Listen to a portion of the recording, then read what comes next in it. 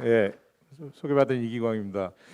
제가 저기 요청받은 게 이 일자리 창출인데 대부분 스포츠 산업이 크게 위축되었고 지금 절반 이하 뭐 50에서 80% 줄어드는데 여기서 일자리를 창출한다는 게 좀 너무 역설적이라서 저 어떻게 준비해야 될지 굉장히 고민을 많이 했고요. 저는 저희 현재 지금 국민대학교의 그 체육과 중에서 스포츠 건강 재활이라는 그런 학과의 이제 교수입니다. 그리고 저희 학과 교수로서 저희 학생들 그 학생들이 제자들이 어떻게 스포츠 산업 쪽에 어떻게 일자리를 잡을 것인가를 고민하던 그 고민을 좀 녹여서 여러분들께 소개를 해드리도록 하겠습니다. 스포츠 글로벌 스포츠 산업 시장 뭐 앞에서 송 교수님도 많이 상세하게 설명해 주셨는데요. 그 관람 영역하고 활동 영역이 있고 관람 영역은 뭐 프로 스포츠도 있고 건설, 식음료, 배팅 이런 산업들이 있는데 관람하고 활동 영역하고 거의 한 50대 50 정도 그 정도 이렇게 비율적으로 이렇게 50대 50입니다. 그래서 관람 영역은 앞에서 두 분이 뭐 e스포츠를 포함해서 많이 설명해 주셨기 때문에 저는 여기에서 언급을 안 하고요. 저는 스포츠를 실제로 즐기는 운동을 즐기는 활동 영역의 측면에 저는 포커스를 맞춰서 발표를 여러분께 소개를 해드리겠습니다. 그래서 관람 영역은 아무래도 저희가 그 프로스포츠 참여를 못하니까 무관중으로 진행되거나 스포츠 이벤트가 많이 취소가 되기 때문에 위축될 수밖에 없을 거라고 저는 예상되고요.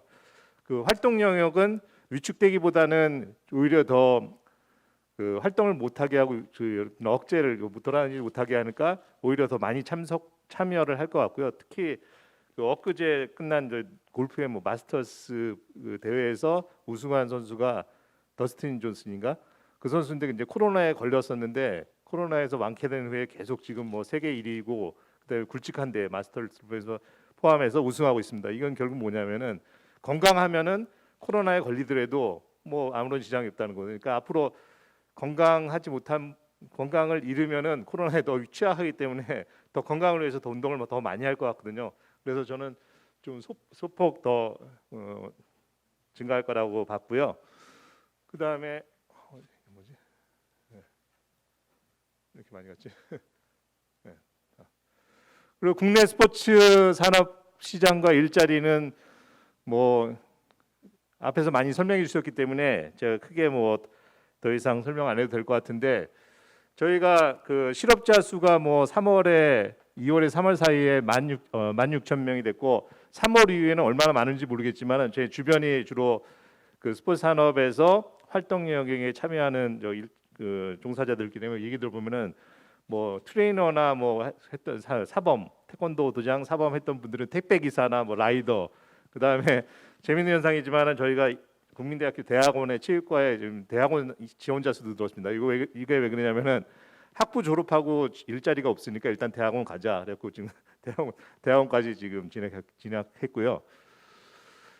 그래서 일자리 창출을 전 두 가지로 봤는데 기존에 있는 이미 일자리 영역에서 지금 일을 할 수 있는 자리를 늘리는 것과 그다음에 기존에 전혀 없었던 그런 새로운 영역을 한번 개척해보자, 창출해보자라는 건데 첫 번째는 기존의 스포츠 산업 분야 일자리 영역에서 숫자를 늘리는 건데 저희 제자들 보면은 취업률이 체육과가 상당적으로 낮거든요. 낮은 이유는 뭐냐면 대부분 뭐 트레이너나 아니면은 뭐 스포츠 지도자로 일하는데 대부분 저기 고용보험 들지 않는 상태로 돼갖고 다 미취업자로 잡힙니다.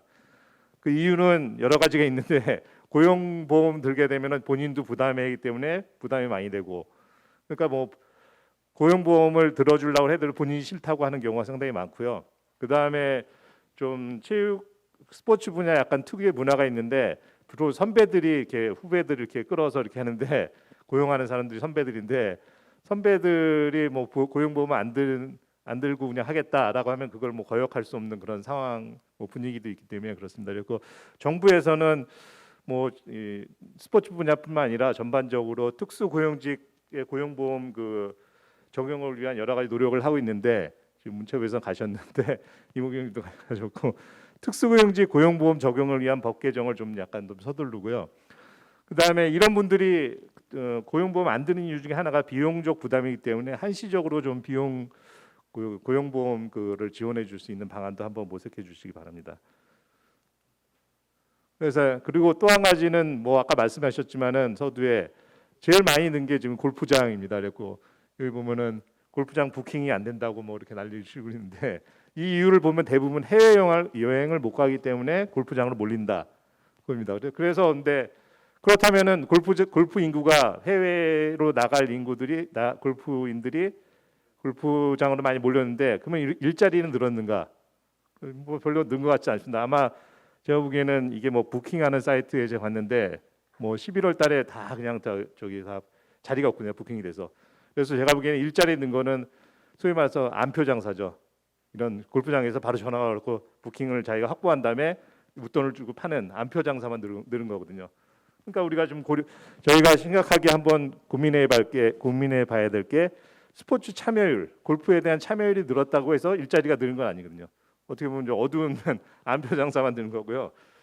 저희가 그 기존의 일자리를 늘릴 수 있는 방법은 생활체육, 뭐 스포츠에 참여하는 참여율을 높이는 건데 제가 보기에 5년 전에 기사를 봤더니 2013년도에 문화체육관광부에서 그 당시 박근혜 대통령이었는데 스포츠 비전이라는 걸 발표하면서 정부에서 막대한 지원을 해서 스포츠 참여율을 높이고 그 참여율을 높인 거에 또 이렇게 같이 따라오는 그 스포츠 일자리를 늘린다고 했는데 한번 체크해봐야 됩니다. 제가 보기에는 전혀 스포츠 참여율도 안 늘었고 일자리도 안 늘었거든요.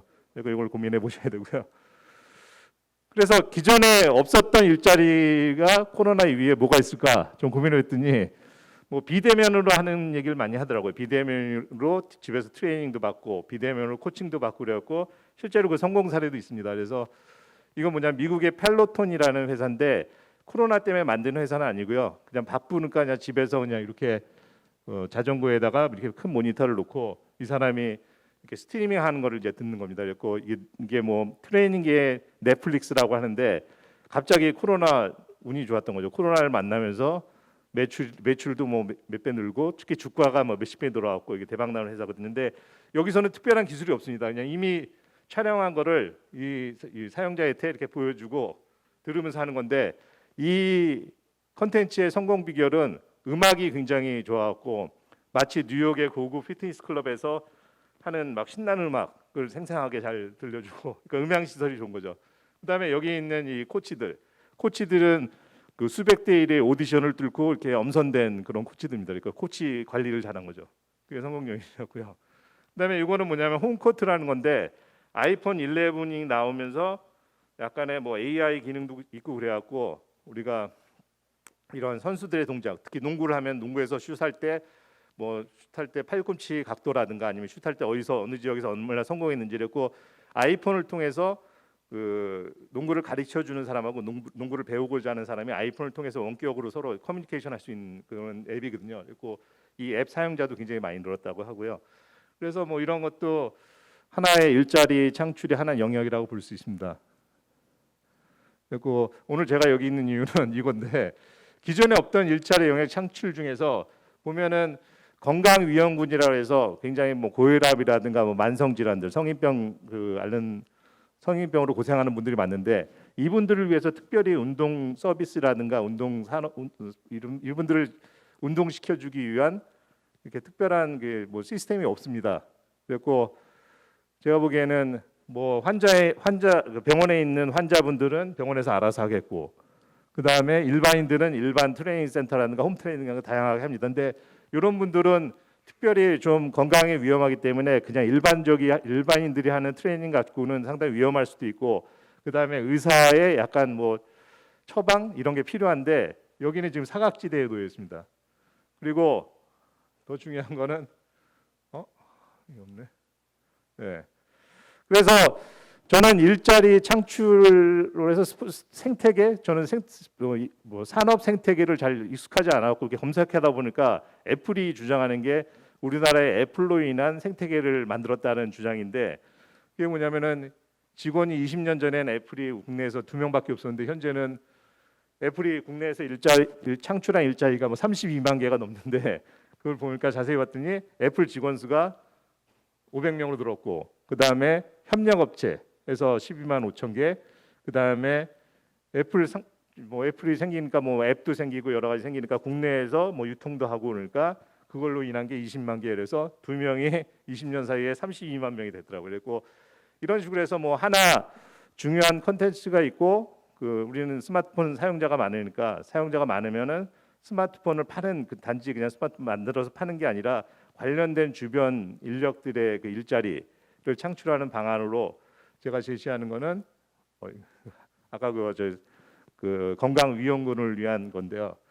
여기서 보면 500명이고 애플 직원 수가 현재는 근데 우리 대한민국 내 건강운동관리사라고 이게 문체부가 공인해서 나오는 자격증인데 이건 뭐냐면 일반적인 트레이너가 아니라 건강에 좀 위협을 받고 있는 그 만성 질환자라든가 성인병 환자들한테 운동시켜 줄 수 있는 자격을 부여해 준 건데 지금 현재 한 2,000명 정도가 되는데 일할 자리가 하나도 없습니다.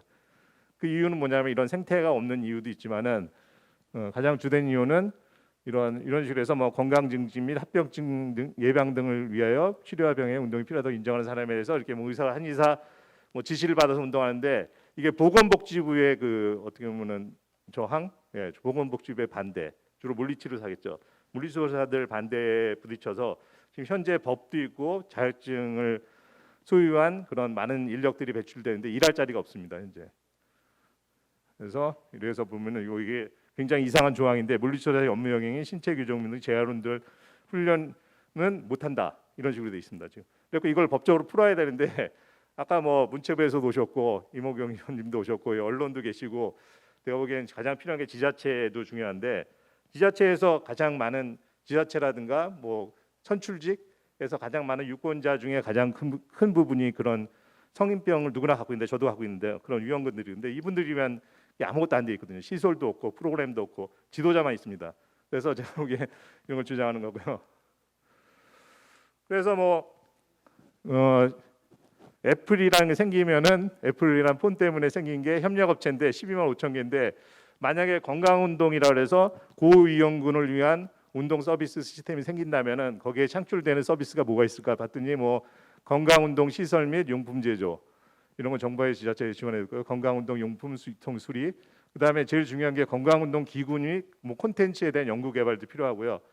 그다음에 운동 참여자 행정 및 지원 서비스 쪽에 일자리도 있을 테고 가장 중요한 거는 운동한 사람들에 대한 데이터가 전혀 없습니다. 그래서 만약에 병원에서 한 달 뒤에 다시 그 내원했을 때 의사가 당신 얼마나 운동했습니까? 했을 때 운동한 데이터가 전혀 없습니다.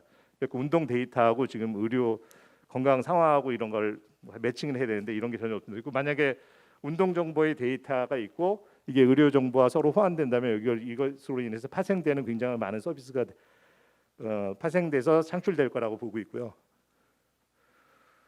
그리고 결과적으로 애플 스토어에 창출되고 있는 일자리가 20만 개라는데 만약에 뭐 고위험군에 건강하지 못한 사람들을 운동시키기 위한 이런 서비스가 생긴다면은 뭐 건강운동 관련해서 시설, 용품, 그다음에 콘텐츠, 데이터 연관된 이런 것도 창출할 수 있고요. 정부에서 볼 때는 이런 걸 운동 정보를 의료 정보와 통합해서 궁극적으로 국민 건강을 증진시키고 건강해지면 코로나에 대한 불안감도 좀 해소되겠죠. 그리고 정서적으로 좋아지고 가장 중요한 거는 결국에는 의료비로 막대한 지금 의료비가 지금 우리나라에서 의료비가 나가고 있는데 이런 의료비를 절감해주는 효과가 있지 않을까. 그러니까 다른 산업을 파괴하는 게 아니라 결국 막대하게 지출되고 있는 의료비를 줄여서 어떻게 보면 좀 선순환적인 그런 서비스가 되지 않을까 그래서 제안드렸고요. 제가 굉장히 빨리 했습니다. 그래서 결론은 첫 번째 스포츠 서비스 분야에서 고용 형태로 잡히지 않은 그런 사각지대에 있는 음지에 놓인 일자리를 좀 양성화시킬 수 있는 방안이고 이건 스스로는 안 되고 정부에서 좀 약간 뭐 관리라든가 뭐 예를 들어서 뭐 명령 이런 게 좀 필요할 것 같고요. 그 다음에 골프라든가 이런 걸 봤더니 우리 인간은 운동을 갈구할 수밖에 없고 특히 그 야외에서 활동하는 걸 굉장히 좋아합니다. 그러니까 제가 지금 지나쳤는데 골프뿐만 아니라 뭐 낚시, 등산, 캠핑 뭐 이런 거에 대한 수요가 지금 폭발적으로 증가하는데 이런 거를 정부에서 뭐 안전하게 할 수 있는 그런 제도적인 뭐 지원 이런 게 전혀 없습니다. 그래서 이런 게 필요할 것 같고요. 그 다음에 건강한 사람들 운동하고 싶은 거는 워낙 그 강렬한 욕구이기 때문에 정부에서 아무런 조치나 지원을 안 해도 자생적으로 굉장히 서비스가 많아질 것 같습니다. 그래서 따라서 건강위원군에 있는 이러한 건강위원들을 위한 운동 서비스에 대한 정부의 지자체의 그 지원을 통해서 새로운 스포츠 산업 생태계를 만들 수 있는데요. 가장 중요한 건 운동할 장소를 만들어 주는 거거든요. 그 지역에서 아니면 정부에서 이런 분들을 위한 운동할 수 있는 시설, 기존에 있는 시설을 활용한다든가 새로운 시설을 만들고 그다음에 거기 인력이 있으면은 그런 서비스는 자연스럽게 창출될 거라고 보고 있습니다. 제가 두서없이 좀 빨리 말씀드렸는데 이상으로 발표를 마치겠습니다.